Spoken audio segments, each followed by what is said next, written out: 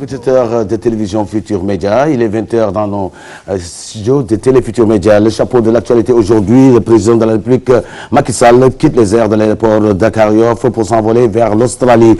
L'Ebola qui s'entasse dans le monde entier, les solutions ne sont pas toujours en éradiction et le déguerpissement de plateau, Sika Plateau et les marchands ambulants déguerpissés autour de Dakar, les Lions du Sénégal en tournée de préparation dernier marché pour la rencontre avec l'Égypte. Affaire Karim Wade, le procès qui s'est injuste pour une quinzaine de jours, revu par les intellectuels du Forum civil.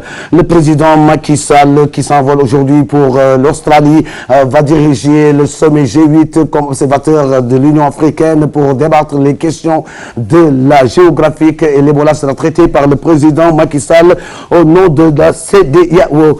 Nous allons maintenant voir les éléments de déguerpissement qui s'est lié au bord de marché Carsor, Tilène et Grand Yoff. Tous les marchands ambulants sont là en train de parler avec Antak Dakar, le maire Moussassi qui était pour parler avec le préfet de Dakar.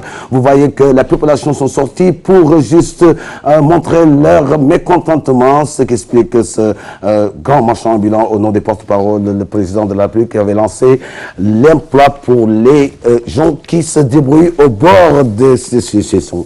Revenez sur l'actualité. Téléspectateurs de Télé Futur Média, il fait 21h05. On va aller sur la place nationale. Affaire Karim Wade, le procureur Alioune Ndao a été remplacé par le grand procureur qui était de même camp de promotion de puissance.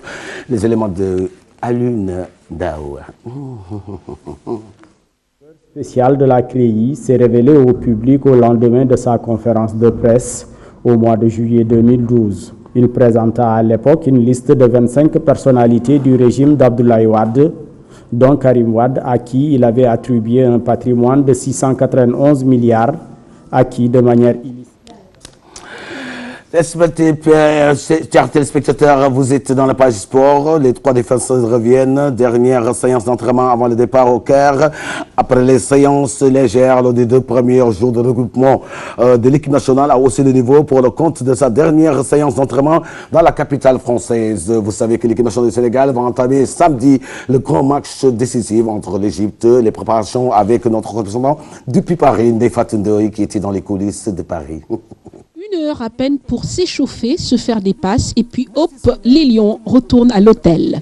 Les principales informations sont à chercher du côté de l'infirmerie. Moussasso et Sadio Mané ne se sont pas entraînés pour la première séance. De petites gênes, mais rien de grave. Trop de commentaires. Ce que nous demandons, c'est de gagner. Il n'y a pas de technique. En tout cas, c'est de marquer et de gagner. Vous êtes toujours dans le journal de la Télé Futur Média, journal présenté par El Hadj Abou Bilal, actualité internationale. Ebola qui enfin sera éradiqué par un médecin indien qui a fait des recherches via le vaccin 434 qui est accumulé pour des fonds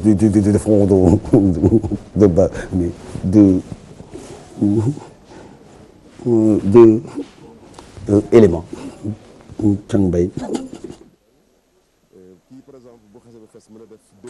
Parmi les pays touchés, la Sierra Leone est celui où l'épidémie progresse le plus vite, en particulier autour de la capitale, Freetown. En une semaine, plus de 420 nouveaux cas ont été déclarés. Jusqu'à présent, Ebola n'est pas fini dans les pays. Ça continue de tuer les gens qui meurent chaque jour. Ebola qui continue à frapper les frontières sénégalaises et qui continue à frapper les frontières africaines. C'était le journal télévisé présenté par El Hadj Abou Bilal qui ne peut pas terminer le journal sans pleurer parce que l'Ebola qui continue jusqu'à présent de nous faire des malheurs et des malheurs. Journal présenté par El Hadj Abou Bilal, réalisé par Pierre Da Silva. Je vais toujours demander de ne pas me donner des éléments qui font pleurer. Et le journaliste en plein journal.